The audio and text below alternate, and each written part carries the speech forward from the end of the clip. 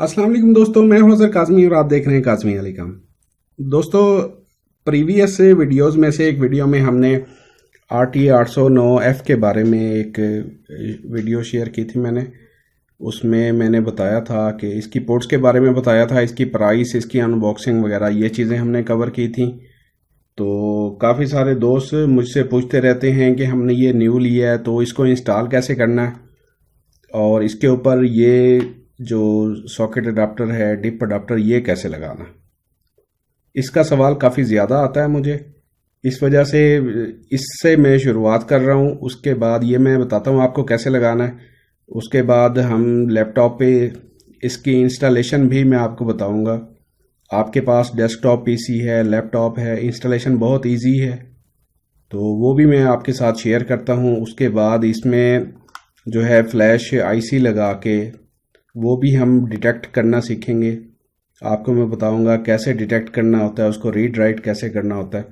तो आज की वीडियो में ये हम टॉपिक क्लियर करेंगे।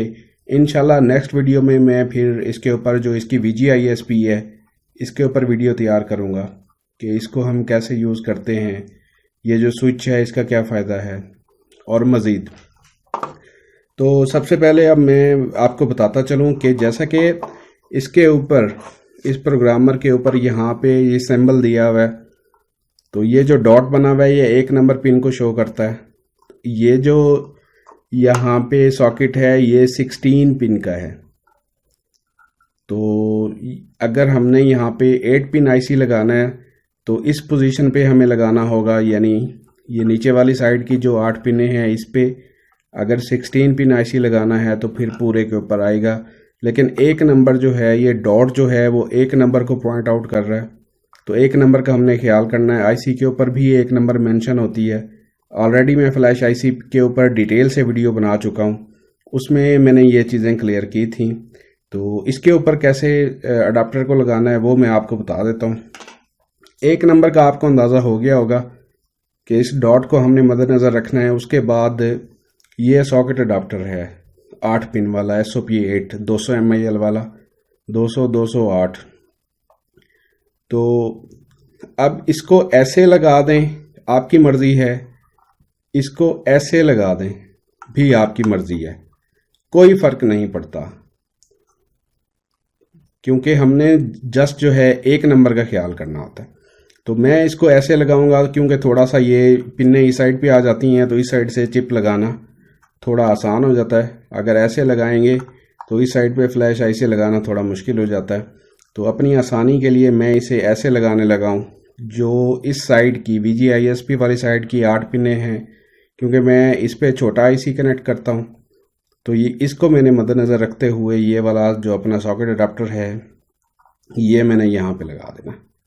और ये लॉक है, इसको मैंने नीचे प्रेस कर देना है, तो ये मेरा इस वक्त लग चुका है। अब जैसा कि डायग्राम में शो हो रहा है, मेरी 1 नंबर पिन इस साइड पे बनेगी, ये वाली मेरी 1 नंबर पिन है। तो अब मैं करता क्या हूँ, मैं किसी फ्लैश आईसी को देखता हूँ, इस पे अगर फ्लैश आईसी उल्टा भी लग जाए तो कोई हर्ज नहीं है, वो चिप नॉट रिकॉग्नाइज का मैसेज दे देगा सॉफ्टवेयर, उसको भी हम देखते हैं, मैं आपको आगे चल के बताता हूँ। तो ये इसकी डॉट नज़र आ रहा होगा आपको, 1 नंबर इस साइड पे है, ये 1 नंबर है। तो इसको मैं क्या करता हूँ, लगा देता हूँ। तो इसको, ये जो अडाप्टर होता है हमारा, इसके नीचे यहाँ पे स्प्रिंग लगे हुए हैं ये वाले, इसको हमने नीचे बिठाना होता है। नीचे बिठा के उसके ऊपर फिर ये फ्लैश आईसी आपने रख देना है, ठीक है। उसके बाद इसको छोड़ देना है, तो ये उसे ग्रिप कर लेता है। ये पिनें इसकी ग्रिप हो जाती हैं, तो ये आपका काम हो गया। अगर उल्टा भी लग जाए तो कोई मसला नहीं है। वैसे सीधा इसकी 1 नंबर आपने डॉट देख के लगा देना होता है। तो ये हो गया। अब चलते हैं अपने लैपटॉप पे, इसकी इंस्टॉलेशन कंप्लीट प्रोसेस मैं आपको बताता हूँ, फिर आगे चलते हैं। जी दोस्तों, मैं लैपटॉप पे पहुंच चुका हूं और सबसे पहले हमने क्या करना है, इसकी जो फाइल है, इसका जो सॉफ्टवेयर है उसको देखना है। ये एक जिप फाइल है, अगर आप इसको राइट क्लिक करके एक्सट्रैक्ट हेयर कर लें तो आपकी मर्जी है, अगर ना भी करें तो इसमें एक सिंगल एक्जी फाइल है, आपने जस्ट उसको डबल क्लिक करना है तो ये खुद से सॉफ्टवेयर इंस्टॉल होना शुरू हो जाएगा। इस वक्त मैंने प्रोग्रामर कनेक्ट नहीं किया हुआ। जब आप सॉफ्टवेयर इंस्टॉल करने लगे तो प्रोग्रामर आपने कनेक्ट नहीं करना। ये जब इंस्टॉल हो जाएगा बाद में करेंगे। इसको मैं यस कर देता हूँ। ये देखें इंग्लिश RT809F इंग्लिश, तो इसे मैं ओके कर देता हूँ। उसके बाद मैं इसे नेक्स्ट करता हूँ और यहाँ पे ये लोकेशन मांग रहा है, डेस्टिनेशन फोल्डर मांग रहा है। अगर मैंने कोई चेंज करनी है तो यहाँ से मैं सिलेक्ट करके जो भी ड्राइव है चेंज कर लेता हूँ। फिलहाल ये मेरा डी पे कर रहा है डिफॉल्ट, तो मैं इसे जाने देता हूँ। इसके लिए हमें डी में तकरीबन 56 MB हमें रिक्वायर्ड है कि स्पेस फ्री होनी चाहिए। तो इसको नेक्स्ट कर देते हैं। क्रिएट डेस्कटॉप आइकॉन, तो इसको भी चेक रहने देते हैं ताकि डेस्कटॉप पे ये आइकॉन बना दे। ये देखें यहाँ पे H वाला आइकॉन बना हुआ है, इसी तरह ये F का आइकॉन बना देगा। तो इसको नेक्स्ट कर देते हैं। उसके बाद इसे इंस्टॉल कर देते हैं। थोड़ी सी देर में ये इंस्टॉल हो जाएगा। प्रोग्रामर अभी हमने कनेक्ट नहीं किया। जब इसके ड्राइवर इंस्टॉल हो जाएंगे फिर हम बाद में प्रोग्रामर कनेक्ट करेंगे। तो ये हो गया तकरीबन। अगर हम देखना चाहें, इसमें एक सॉफ्टवेयर है और दूसरा इसमें रीडमी है। इसमें अक्सर होता ये है कि अपडेट वगैरह अगर कोई आती है तो वो यहाँ पे मेंशन होती है। अगर हम देखना चाहें, मैंने इस वक्त दोनों को ओपन कर दिया है, रीडमी फाइल को भी और इसको भी। रीडमी में ये मुझे बता रहा है अपडेट इंस्ट्रक्शन, यानी ये जो सॉफ्टवेयर मैंने अब इंस्टॉल किया है इसमें इन्होंने क्या क्या तब्दीलियां की हैं। इसमें ये बता रहा है कि एक कोई चिप वगैरह इन्होंने EEPROM ऐड की है, दूसरा कोई बग थे इसमें, बग यानी वायरस समझ लें, कोई एरर समझ लें, वो इन्होंने जो है मॉडिफाई किए। ये हो गया। अभी हमें ये बता रहा है कि अगर आपने अगर आपने अपडेट किया है तो आप इसको कैंसिल कर दें क्योंकि ऑलरेडी ड्राइवर आपके इंस्टॉल होंगे।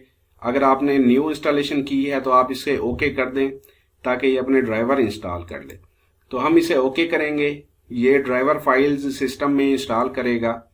अभी इसका भी मैसेज आएगा। उसके बाद जब ये फाइनल हो जाता है फिर हम प्रोग्रामर जो है इसके साथ कनेक्ट करेंगे। ये इंस्टॉलेशन ड्राइवर कर रहा था, ये हो गया और ये इंटरफेस हमारे पास ओपन हो चुका है। क्योंकि हमने इसके साथ प्रोग्रामर कनेक्ट नहीं किया तो ये मैसेज उसका आ रहा है। फिलहाल इसको इग्नोर कर देते हैं। तो अब सबसे पहले इसकी लैंग्वेज है, लैंग्वेज यहाँ पे है।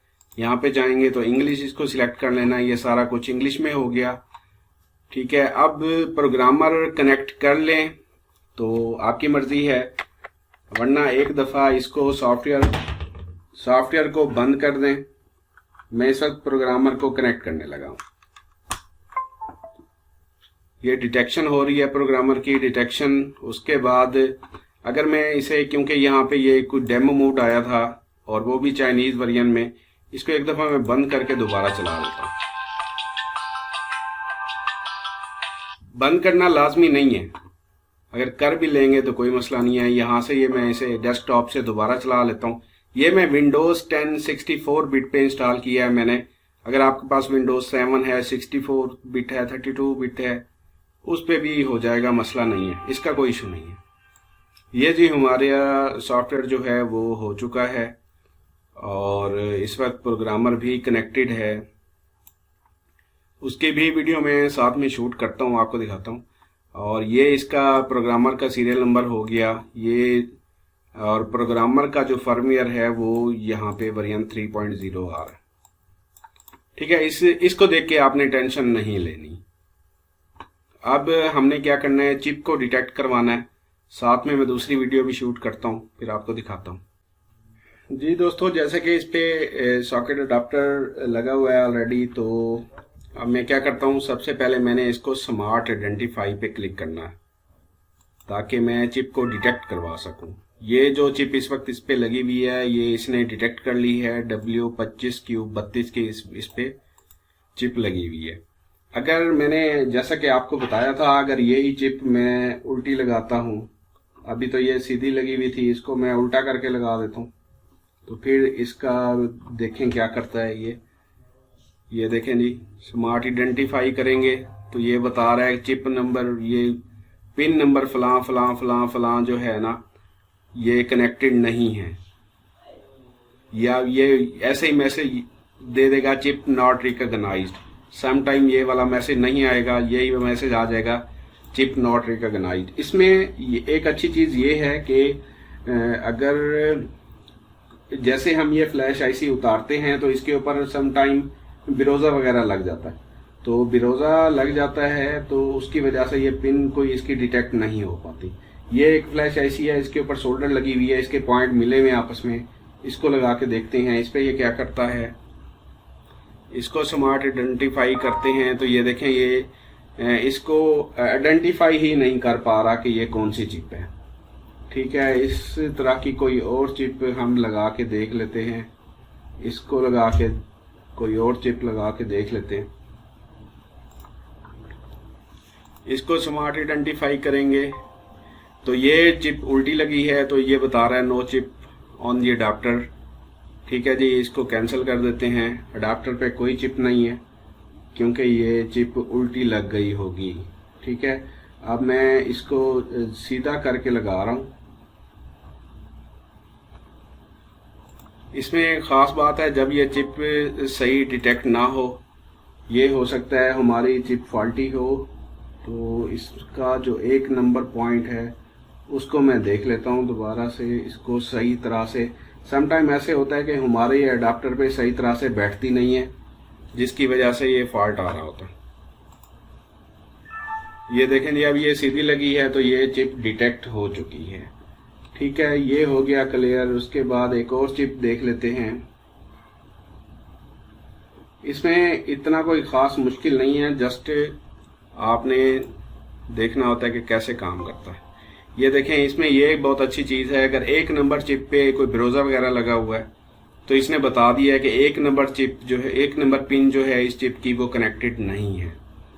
तो इसको हम क्या करेंगे, फिर इसकी जो 1 नंबर पिन है उसको हम साफ कर लेंगे। सीटीसी की मदद से आप साफ कर लें या फिर आप वैसे साफ कर लें, खुरच लें थोड़ा सा, तो हो सकता है उससे आपका काम चल जाए, वरना फिर सीटीसी से आप इसको साफ कर लें। और सम टाइम ऐसे होता है इसमें फ्लक्स हो जाता है, फ्लक्स से बन जाता है, जिसकी वजह से ये देखें जी, मैंने साफ की है तो ये हमारी जो है बिल्कुल डिटेक्ट हो चुकी है। अब हमने करना क्या है, इसको रीड और राइट करना है। सबसे पहले हमने क्या करना होता है, रीड करना होता है। तो ये रीड की कमांड हमने यहाँ से देनी होती है। उसके बाद अगर ये रीड जो डाटा हम कर रहे हैं उसको हमने सेव करना है तो ये खुद से मैसेज दे देगा हमें सेव का, तो हम उसको सेव कर लेंगे। तो अगर सेव नहीं कर पाते, बाद में सेव करना चाहें तो यहाँ पे सेव की ऑप्शन है। ये सेव की ऑप्शन दे रहा है, हमने जहाँ पे इसको मर्जी सेव करना है, अपने जिस नाम से करना है ये नाम देंगे और सेव कर देंगे। ठीक है, अगर बाद में करना चाहें तो यहाँ पे सेव की ऑप्शन है, इससे सेव की कमांड आ जाएगी। और उसके बाद हमने क्या करना है, इरेज करना है, तो इरेज की कमांड यहाँ पे है, इरेज हो जाएगी।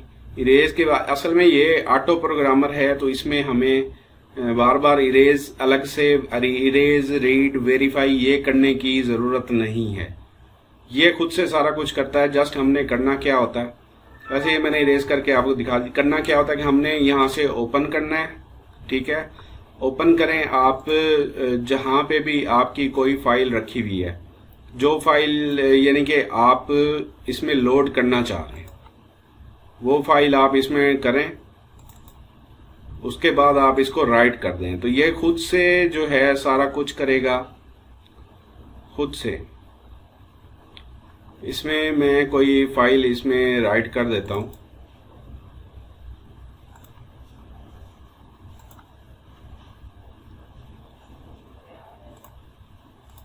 इसमें जस्ट मैंने ये देखें, मैंने ओपन करके इस फाइल को लोड कर दिया है। लोड करने के बाद मैं क्या करूँगा, जस्ट मैंने इसको राइट की कमांड दे देनी है।